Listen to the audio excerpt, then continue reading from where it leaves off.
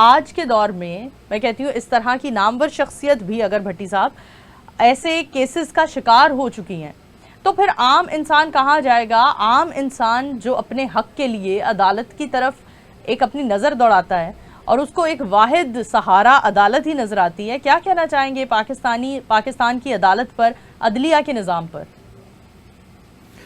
देखिए ना, अदालतें जो है ना, जो जज साहब एक सीट पे बैठे हैं ना, वो जज साहब की सीट की इज्जत होनी चाहिए। ठीक है। क्योंकि वो हम लोग वो जज साहब के पास इंसाफ लेने के लिए जाते हैं। ठीक है। जब ये माफिया वकीलों को आके जजों को धमकियां देगा, एक केस, मेरे केस में आप मिसाल ले लें, वहाँ पे आएंगे कोई 32 वकील। ठीक है। मैं अकेला जाता हूँ, मेरा वकील अकेला होता है बेचारा, हैं, आके उसके मेरे वकील का अंगूठा तोड़ देंगे पकड़ के, वो चीज़ें करेंगे। ये मुल्क जा किधर रहा है? ठीक है। हमारा अदालती सिस्टम है ना, अफ्रीका की कंट्री से पीछे चले गया हुआ। ये माफिया आपस में मिल जाता है सारा, ये सारा मिल के और ऊपर से फ़ोन करवाते हैं और लिफाफे देते हैं लोगों को।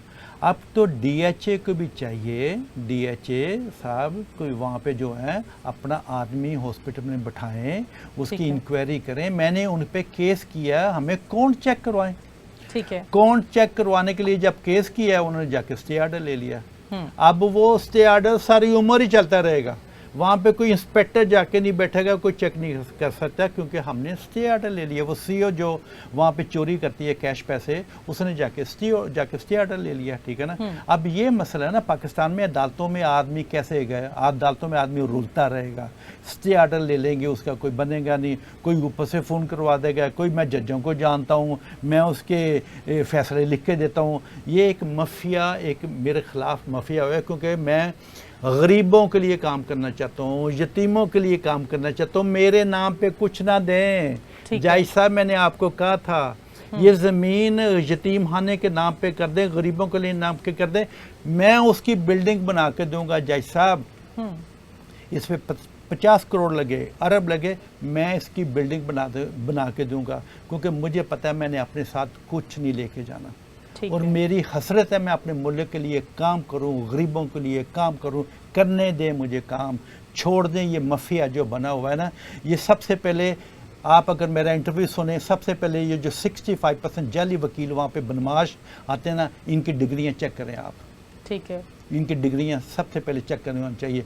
हॉस्पिटल, नेशनल हॉस्पिटल पे हेल्थ वाले क्यों डरते हैं? दूसरे इंस्पेक्टर क्यों नहीं जाते वहाँ पे? अंदाज़ा करें, इतना बड़ा हॉस्पिटल है, प्रॉफिट शो किया है सीओ ने, जो जाली अकाउंट बना ले वहाँ पे, कोई पूछने वाला कोई नहीं है।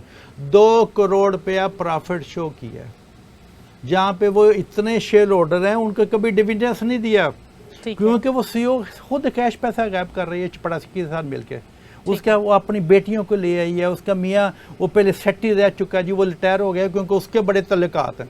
ये नेशनल हॉस्पिटल उस पे चले गया, कोई मरीज आएगा हम ऊपर से फोन करा। अलावा जितने भी शेयर होल्डर्स हैं, क्या वो इस मौजू पर सवाल नहीं उठाते? उठा रहे हैं। अब वो भी अदालतों के विक्टिम है ना, यहाँ पे ये विक्टिम है ना, फैशन विक्टिम बन जाता है, अब अदालतों के विक्टिम बन जाते हैं। वो भी अदालत में जाएंगे, ये स्टे ऑर्डर लेंगे, कुछ भी नहीं हो सकता, बात खत्म हो गई। स्टे ऑर्डर लेके बैठ गया सबका बस। ये तो डीएचए कर सकती है ना, ये तो कोर कमांडर साहब करें, उसका अपना आदमी बिठाएं डीएचए ले, वहाँ पे जाके इनके सारे अकाउंट चेक करें, कैश पैसा किधर जा रहा है, ये जाली दवाइयाँ क्यों वो कह रहे हैं। जाली अद्वियात के हवाले से हम देखते हैं इतने ऑपरेशन हो रहे होते हैं। आखिर आप जो नेशनल हॉस्पिटल का नाम हाईलाइट कर रहे हैं, जाली अद्वियात के हवाले से यहाँ पर क्यों नहीं हाईलाइट किया जा रहा? क्या पंजाब की हुकूमत किधर मसरूफ है? पंजाब की हुकूमत क्यों नहीं खड़ी हो रही? क्या कहना चाहेंगे? क्योंकि ये पंजाब की हुकूमत इसलिए खड़ी नहीं हो रही, पंजाब की हुकूमत को भी ऊपर से कोई फ़ोन आ जाएगा बस। ये ऊपर वाला फ़ोन लेके हमारे मुल्क को बैठ गया। जाएं मेरिट पे सब चीज़ें करें, जाएं गरीबों को बचाएं, उनके बिल देखें कैसे बन रहे हैं नेशनल हॉस्पिटल में, जाके चेक करें। ठीक है ना। मैंने शेयर होल्डर हूँ उस हॉस्पिटल का, और मैं आपको ये लफ्ज़ इस्तेमाल कर रहा हूँ। ठीक है सर, हमें बताइए कि आपने अभी साइबर क्राइम के हवाले से भी कुछ एप्लीकेशंस दी हैं, उसमें आपने कौन लोग उस आपकी जद में आ रहे हैं, कौन लोग हैं जो आपके ऊपर कीचड़ उछाल रहे हैं और आपका नाम बर्बाद कर रहे हैं, ख़राब कर रहे हैं, क्या कहेंगे? वो जो भी कर रहे हैं वो अब मैं इसलिए नहीं बोल सकता क्योंकि एफआईए उसका इंक्वायरी कर रही है सर। ठीक है, एफआईए इंक्वायरी कर रही है। हाँ जी। ठीक है। ओवरसीज़ पाकिस्तानियों के ऊपर हमने आवाज़ उठाई और हमने देखा कि ओवरसीज़ पाकिस्तानियों के एक नहीं कई मसाइल हैं, जिनमें से एक हम विक्टिम अपने पास भी देख रहे हैं महमूद भट्टी साहब की शक्ल में। महमूद भट्टी साहब, आपने जाली अद्वियात को हाईलाइट किया, आपने नेशनल हॉस्पिटल के मसले को हाईलाइट किया, आपने एनजीओ बनाना चाहा, आपको एनजीओ बनाने वाली ज़मीन पर कब्ज़ा हो गया और जिस वकील से आपने केस करवाया, अफसोस के साथ उसी वकील ने आपकी एनजीओ की ज़मीन पर कब्ज़ा कर लिया। फर्दर पाकिस्तान में ही रहने का इरादा है और अपने हक के लिए जंग लड़ते रहेंगे, या आप भी दीगर ओवरसीज़ पाकिस्तानियों की तरह एक दिन पाकिस्तान को खैरबाद कह जाएंगे इन्हीं हालात से तंग आकर? मैं अपने मुल्क को नहीं सोच सकता, मैं कभी अपने प्यारे मुल्क को नहीं कभी छोड़ूंगा, मैं गरीबों के लिए काम करता रहूँगा। मेरी हसरत है, पाकिस्तान ने मुझे स्टार इम्तियाज़ दिया, हलाल इम्तियाज़ दिया, मैं उनका शुक्रगुज़ार हूँ, ठीक है।